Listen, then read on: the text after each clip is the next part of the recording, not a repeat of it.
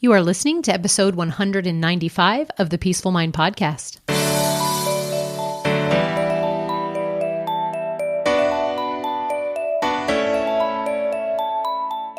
Welcome to the Peaceful Mind Podcast, a place for creating the peace of mind you need to be the best mom you are created by God to be. If you want to bring more balance, more joy, and more peace to your motherhood, this is the place for you. I'm your host, certified life coach and Catholic mom, Danielle Thienel. In the name of the Father, of the Son, and of the Holy Spirit, let's get started. Well, hi there, beautiful mamas. It's Danielle here and ready to embark on another journey to cultivate peace in your hearts. In today's episode, we'll explore 4 things that you can release from your lives today, potentially multiplying your peace tenfold.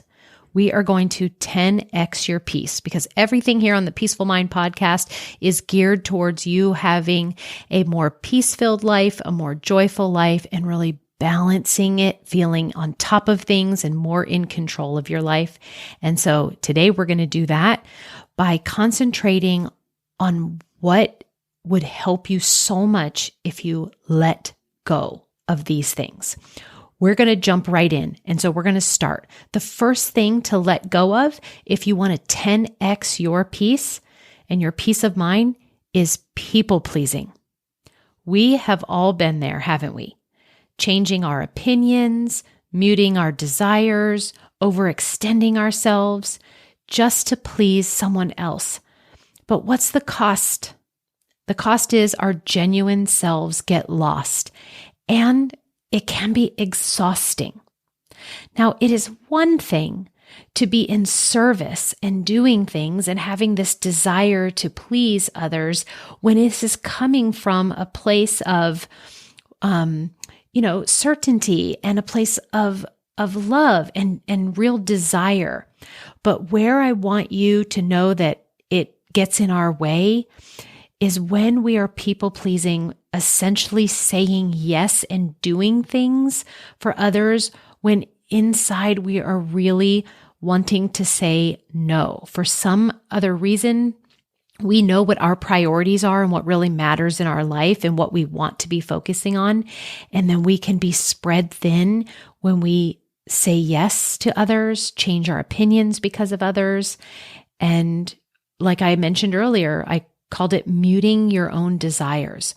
So picture this. You're hosting a family gathering, and instead of planning a menu that you're comfortable with, you go out of your way to cater to each and every one's specific liking, exhausting yourself in the process.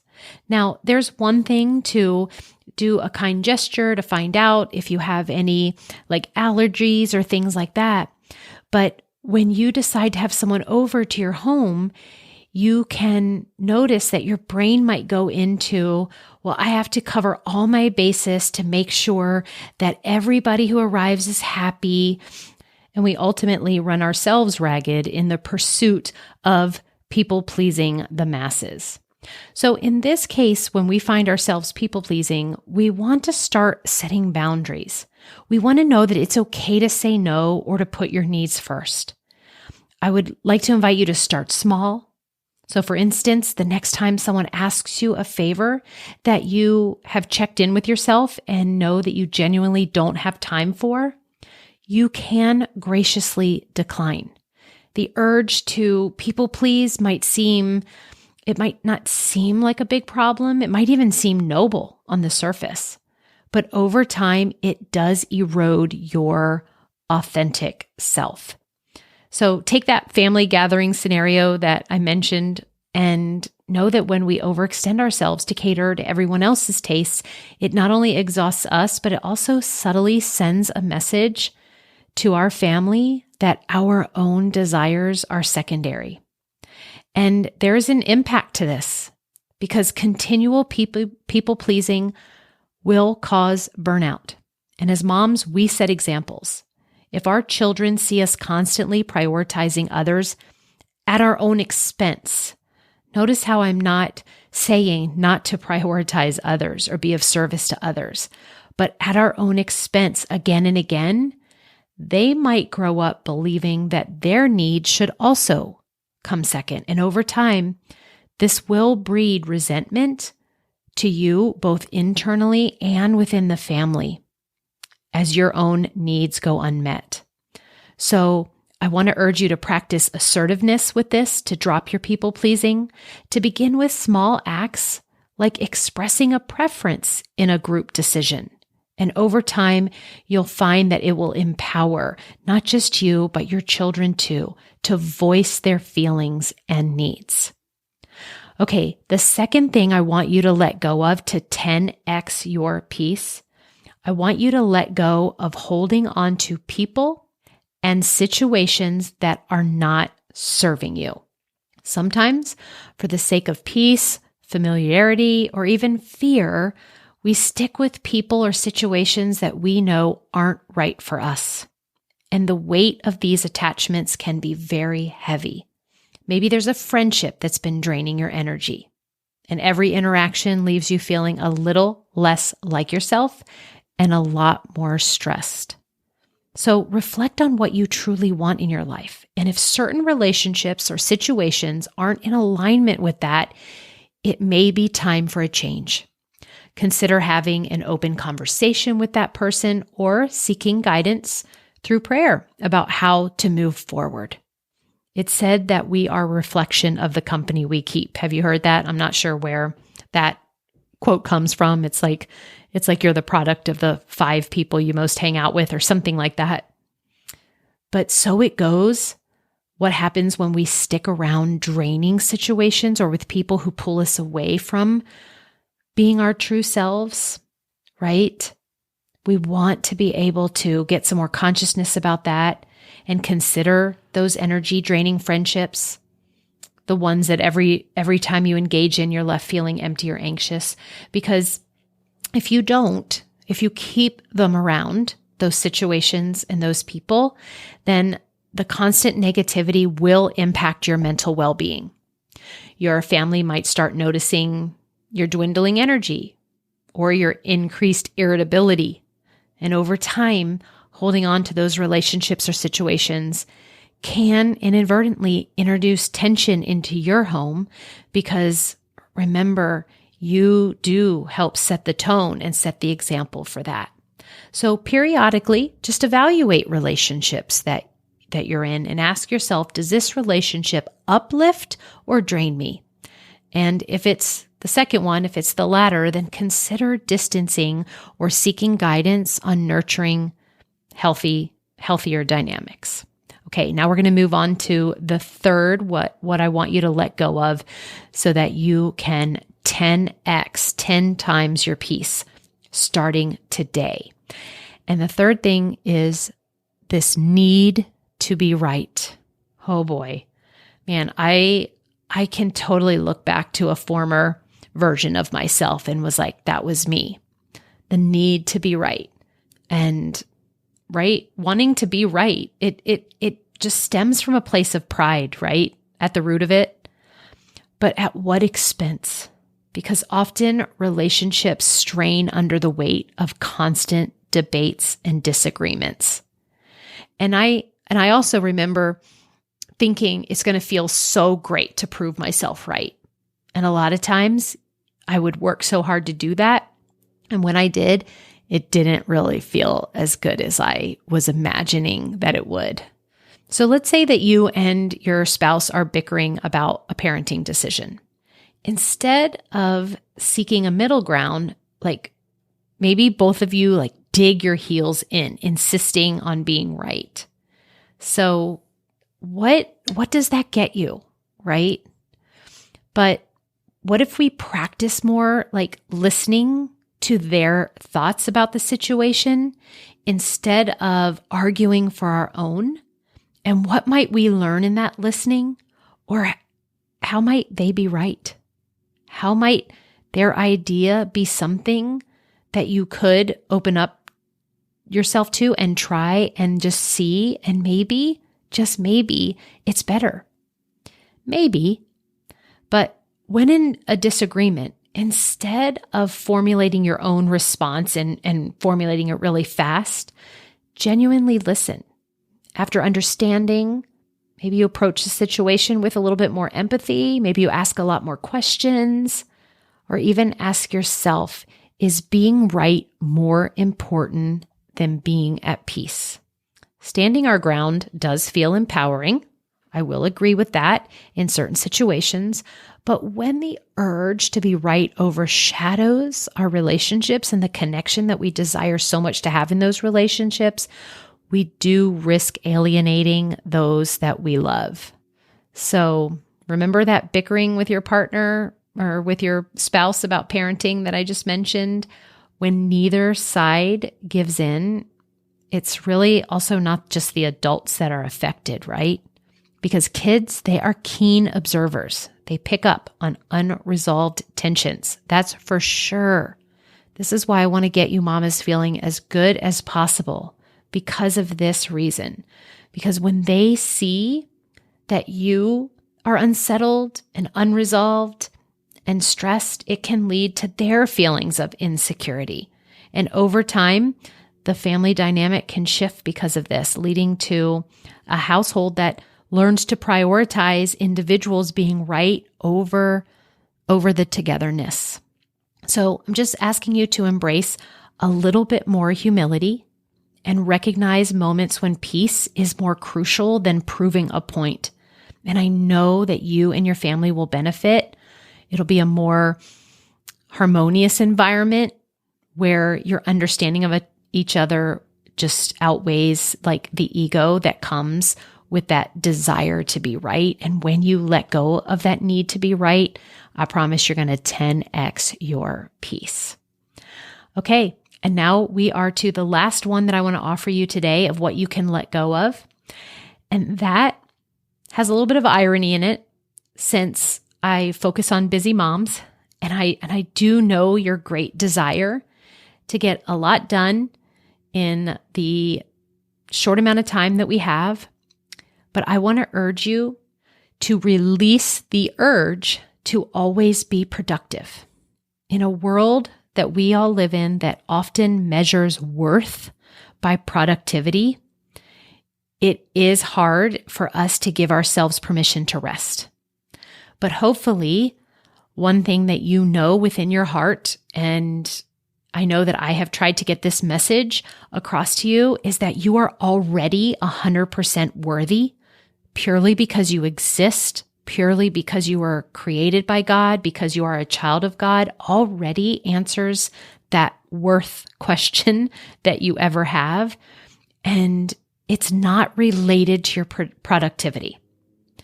Rest is vital, not just for our bodies and our minds, but our souls too.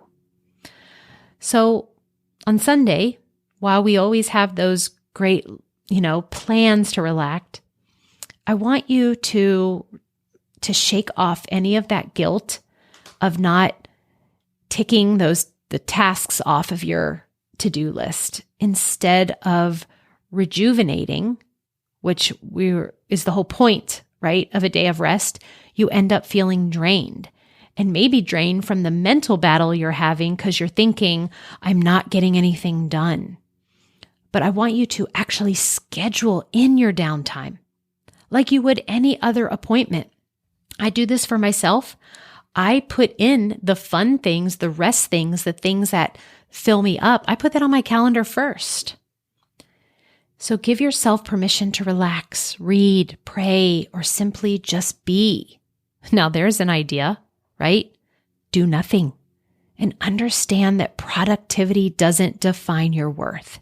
Your innate being as God's child already does. Because there's a certain pride that we have from feeling accomplished and getting everything done that we set out. But when rest becomes an afterthought, we then risk our health and tranquility. And we're definitely not balancing our lives, which is what I want for you.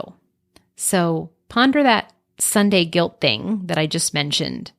A day that should have been about rest becomes about relentless doing, and we want the opposite. a day that would be relentless doing, we want to be more about rest. Because overworking will lead you to exhaustion. And I hear that a lot, right? From mamas who are saying, I'm just so tired. But as fatigue sets in, you might find yourself snapping at little irritants, right? And then that leads to you feeling bad about yourself because you just yelled or something like that. It might lead to disagreements between you and your spouse, or your kids and your spouse might begin to feel that actually you getting all the things done is more important than, spending quality time with them. I don't know. As you hear this, I'm wanting you to kind of ponder and see, do you need to lessen your grip of needing productivity? And are you attaching that to your worth at the moment? So I love to invite you this week to schedule some moments of nothing.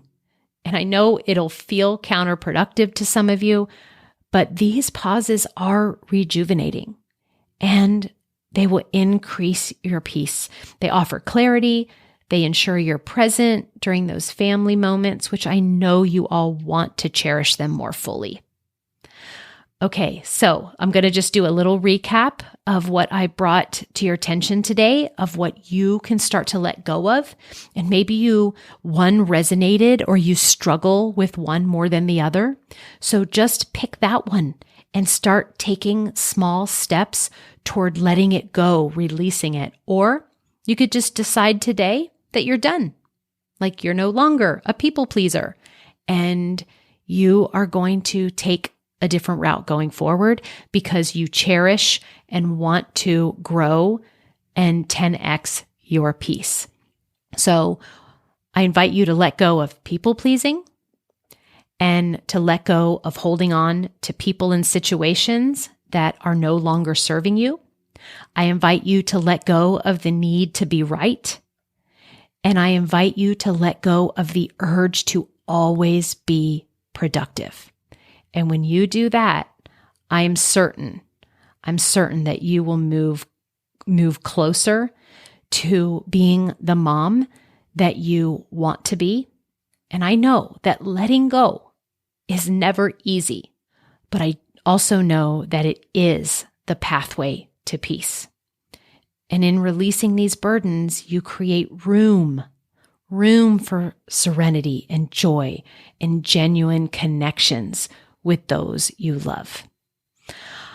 All right, my dear mamas, thank you for joining me in today's episode. I hope this serves you and as a blueprint to identify what you might need to let go of, allowing your peace to flourish.